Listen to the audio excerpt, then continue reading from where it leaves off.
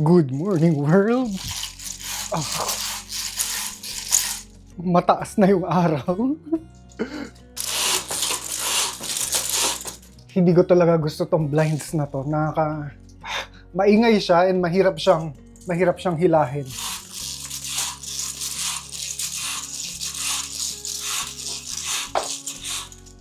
Pero tanghali na.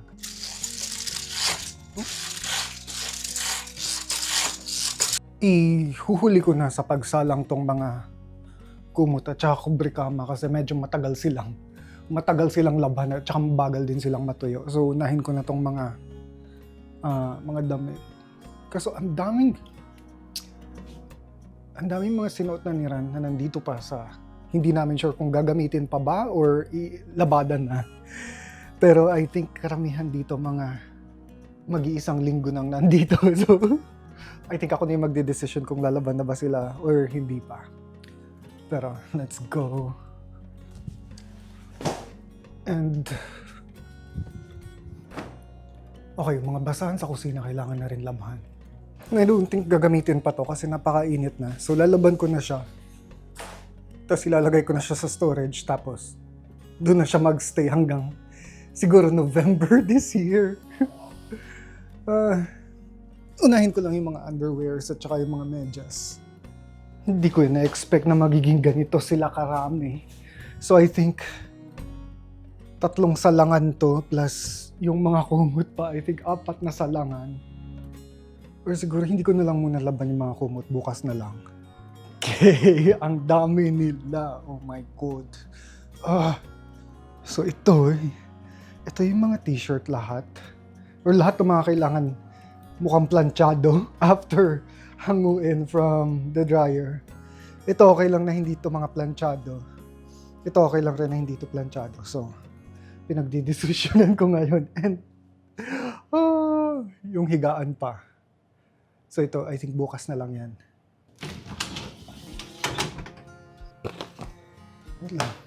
Lagay na natin to dito. And isang buong ganito yung gagamitin ko. Dati kasi kalahati lang. Pero hindi siya mabango kapag kalahati lang. So, isang buo yung ilagay natin para mabango yung mga damit. Punitin ang mga sedula. Super cold. Okay.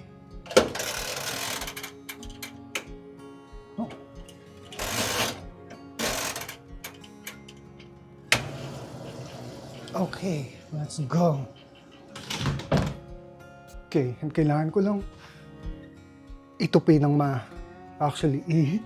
tawag dito, i-spread ng mabuti itong mga kumot para presentable pa rin sila tingnan. And, oh my God, isa to sa mga sekreto ko.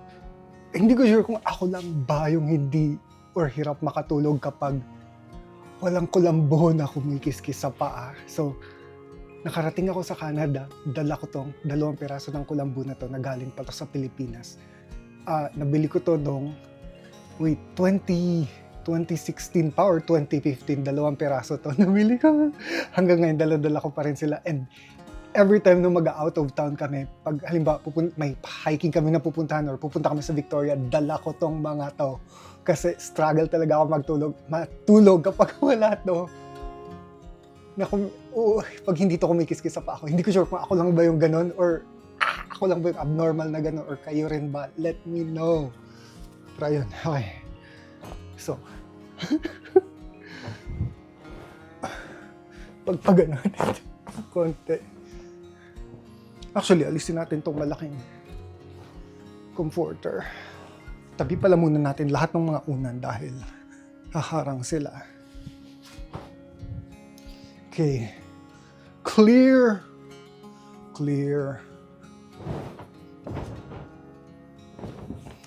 Okay, so far so good. Okay na yan. Next.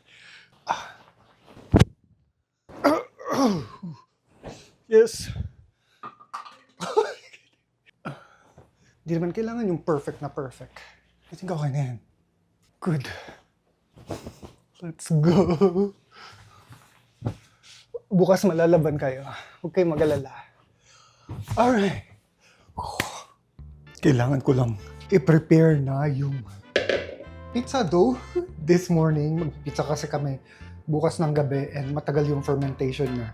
Mabilis lang gawin yung dough, pero kailangan niya mag-ferment ng 24 hours. Yun yung pinaka-convenient na pizza na pinapollow ko. Pero, napakabigat nitong 10 kilo to originally. Nabili ko sa Walmart. Sa Costco pala. And kailangan ko ng 3 cup. Okay. 3 1/3. 1/2. 1/4. Wait lang. Okay, 1/3. 1/3, let's go.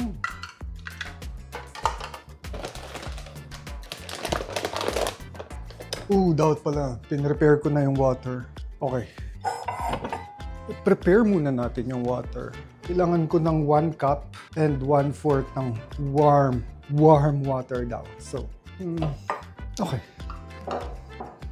I think ito na lang yung gagamitin ko. So, kailangan ko ng 300 ml ng water. Okay. Actually, double check ko lang dun sa recipe kasi hindi ako sure. Okay, yes, 300 ml daw. Pero kailangan warm, so initin natin ng konti. Siguro mga 10 seconds. Okay. 20 seconds. Tingnan natin kung nag-warm ba siya. Hindi naman kailangan mainit. Okay. I think okay na to. Okay. Kailangan ko ng salt, sugar, at yeast. Oh no, wala palang sugar. So salt lang. Okay. Gamitin natin to. Dagdagan pa natin ng konti.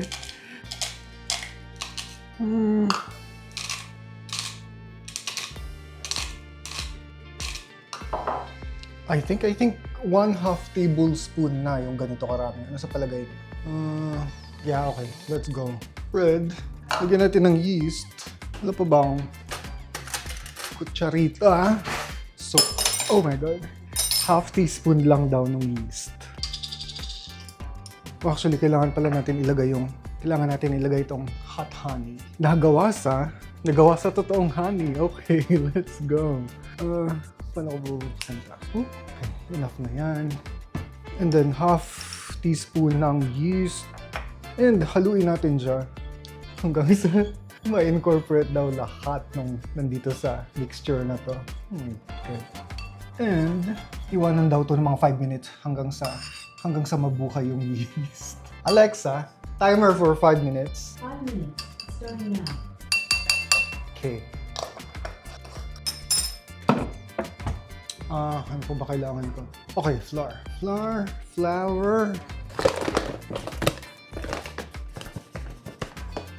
3 1/4.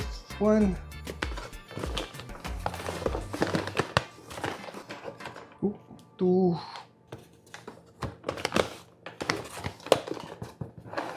3. Kailangan natin yung 1/4. 1/4 ba to? 1/3.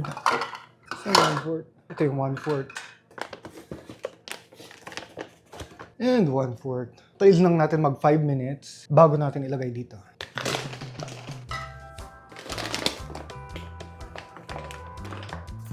Itabi na natin to dahil hindi ko na to kailangan. So let's go. Oh my God.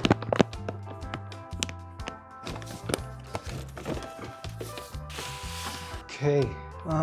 Actually, itong iba dito, hindi rin natin kailangan. So, balik na natin sila kagad para hindi sila nakaharang. Gusto rin ako dito sa salt. Okay. Alexa, stop. Let's go.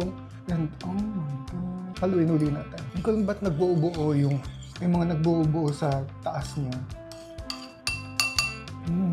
Okay, ang weird. Para talaga silang buhay na gumagalaw.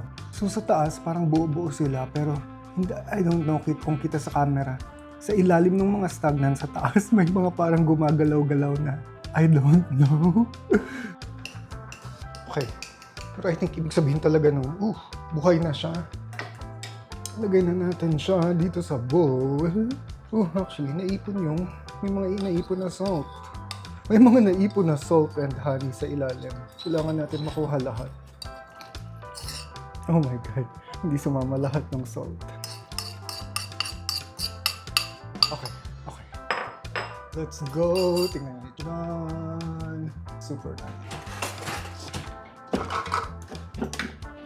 Kailangan lang natin i-incorporate lahat. So, let's go. Okay, I think ready na to i-need. Kunin ko lang to. Okay, let's go. Alexa, timer for 8 minutes. So, 8 minutes natin siya i-need. Minutes now. Workout to. Kailangan ko ng... I think okay lang naman. Medyo mataas kasi itong counter para sa akin. Pandak lang kasi ako. Yeah, I think kailangan ko ng upuan. Wait. Okay, let's go.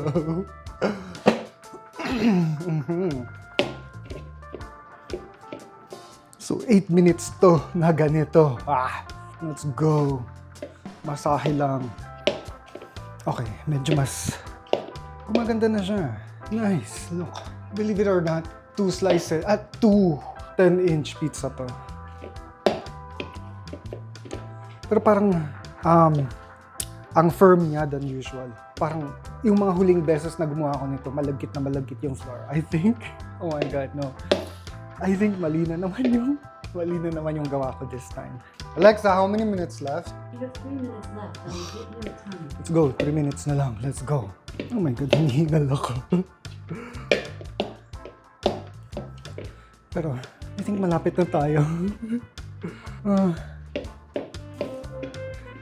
Alexa, stop. Finally. Siguro masahiin ko pa ng konti. I think okay na to. I think perfect na. Takpan lang natin and iwanan natin ng mga 5 hours. Okay. Hugas lang ako ng kamay.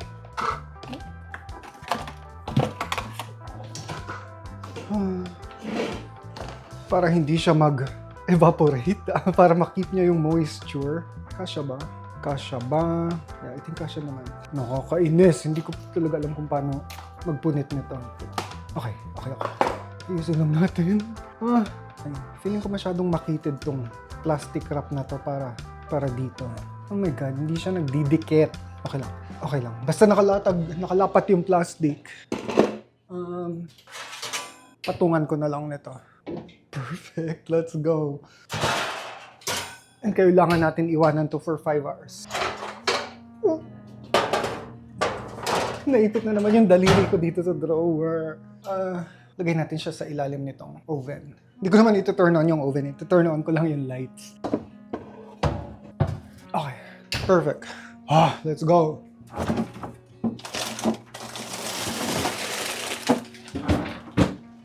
Itong strawberry shake, yung pinaka-paborito ko sa lahat. Pangalawa lang yung mango lassi.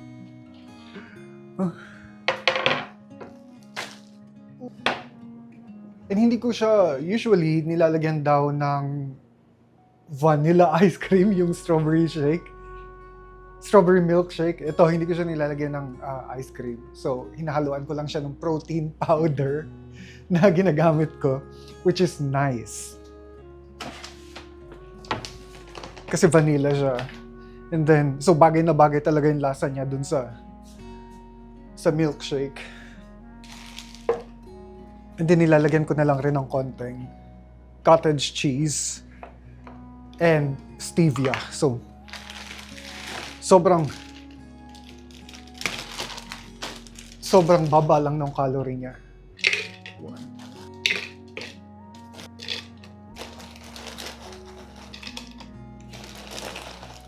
Wala na kasi akong blueberry. Hindi pa ako nakakabili ulit. Usually nilalagyan ko to ng konting blueberry.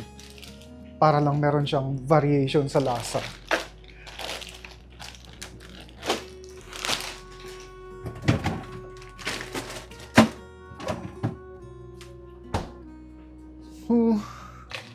Magkasing dami ba? Yeah, magkasing dami naman.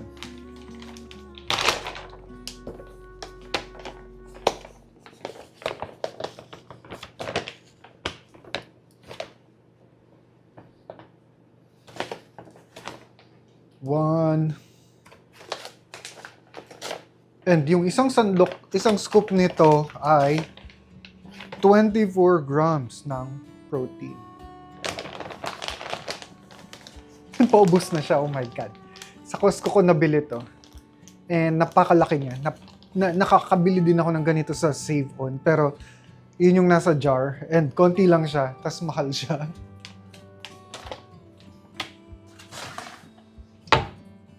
Lagyan din natin natin itong cottage cheese. Mas creamy siya kapag may cottage cheese. And itong cottage cheese, parang kalahating cup, 14 grams of protein. Pero parang 2 kutsarita lang yung nilalagay ko. So, I don't know kung ilang grams of protein yon. Pero nilalagay ko lang siya for the extra milky flavor. And wala na rin pala tayong cottage cheese. Konti na lang to.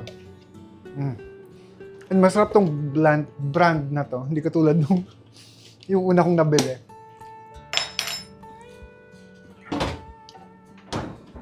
And finally, itong stevia sweetener. Lagyan natin ng water. Okay, mukhang lumagpas na naman ako sa tubig pero okay lang yan. Hindi ko na makita yung guhit. Okay, let's go.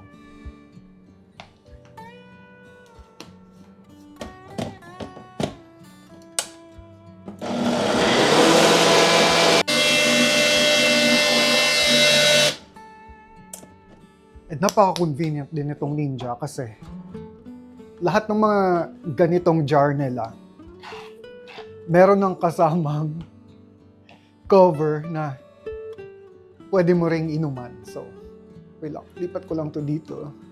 So, lahat sila may kasama na ganito. Lid na merong opening na pwede mong inuman.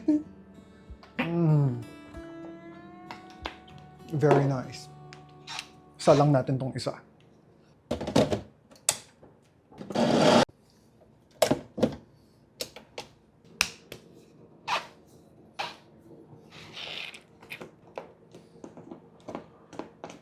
Okay. Tikman ko rin. Let's go.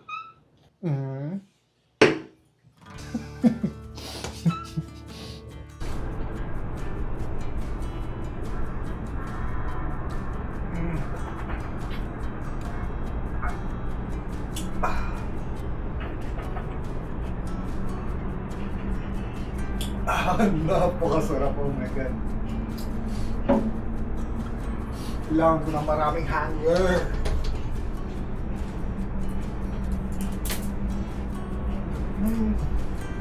Hanger.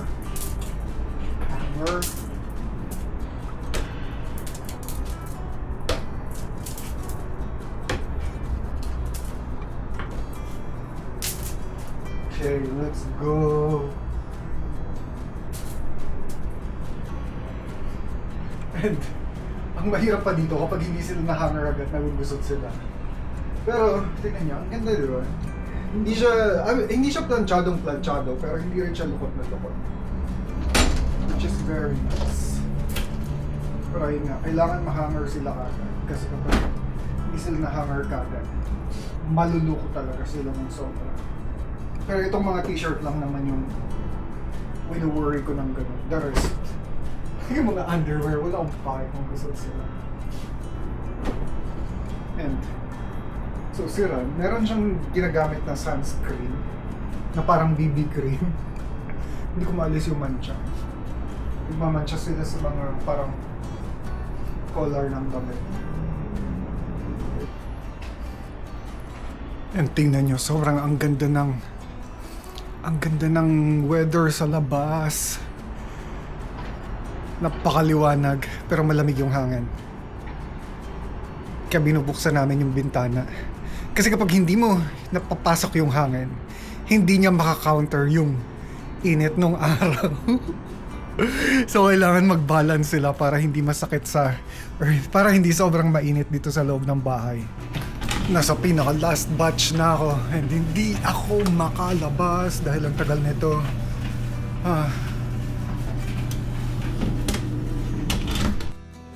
And ang tagal i-post ng Volleyball World yung semifinals ng VNL Women's, Italy versus Brazil. Yun yung iniintay-hintay ko talaga last year pa. World Championship pala, yung World Championship. Actually, yung finals din ng VNL. Oh, okay. Ang dinner natin tonight ay pizza from Domino's. Let's go. Gutom na ako. Tignan natin to.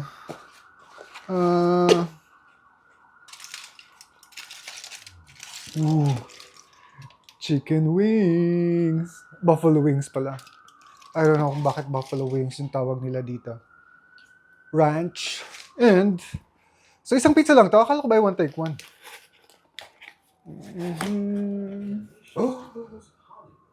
Oh my God. I wanna eat it.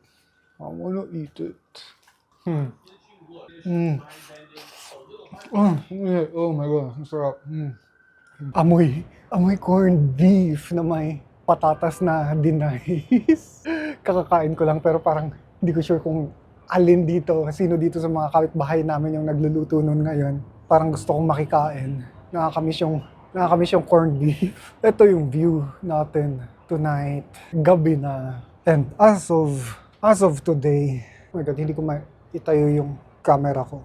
So nakuha na namin yung BCPNP points. So plus 600 points siya dun sa express entry. I think dun sa entry namin plus 600 points siya. So as of today, around 1,100 na yung points namin in total. And marami nagsasabi na yun nga, once na makuha daw yung nomination sa BCPNP, usually pumapasok na sila dun sa nagko-qualify na yung mga nakakuha ng nomination dun sa sunod na round ng draw. And yun, sobrang kinakabahan kami. Pero ayun, masaya kami na nakuha na namin yung nominations. And parang mas malaki na yung chance namin na makakuha ng permanent residence ngayon. Hindi naman namin sobrang minamadali. Matagal pa yung expiration ng work permit ko. Ang work permit namin, 2028 pa. Pumunta kami dito sa Canada noong 2023. Student ako, tapos si Ran.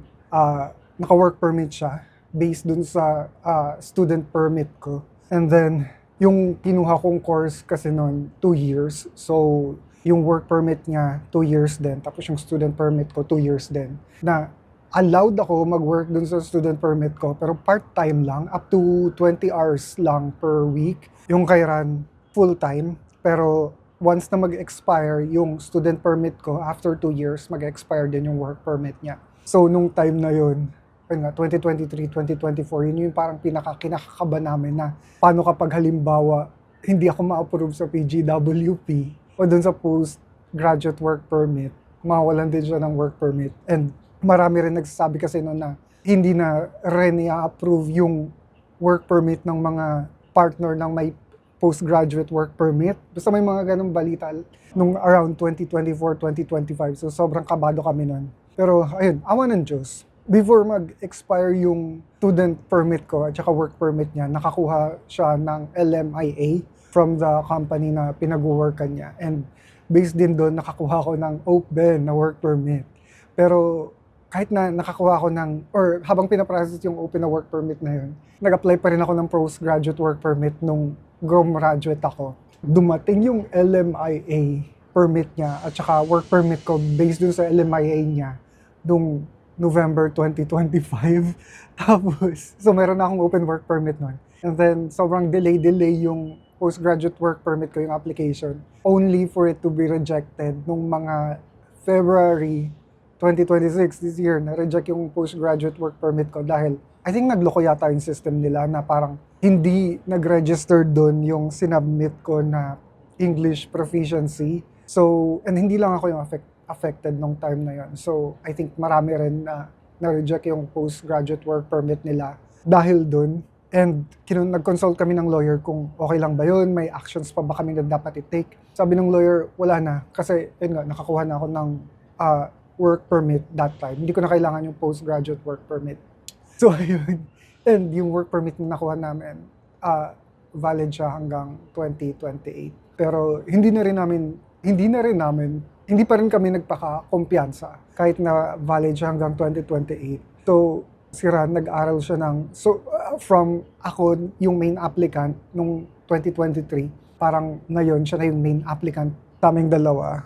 And nag-aral siya ng French. And nakakuha rin siya ng mga konting dagdag na points nun para sa BC-PNP na in-applyan niya nung, I think, January this year siya nag-apply sa BC-PNP. And nakuha namin yung nomination, I think, around March this year. Nakakuha na kami ng nomination.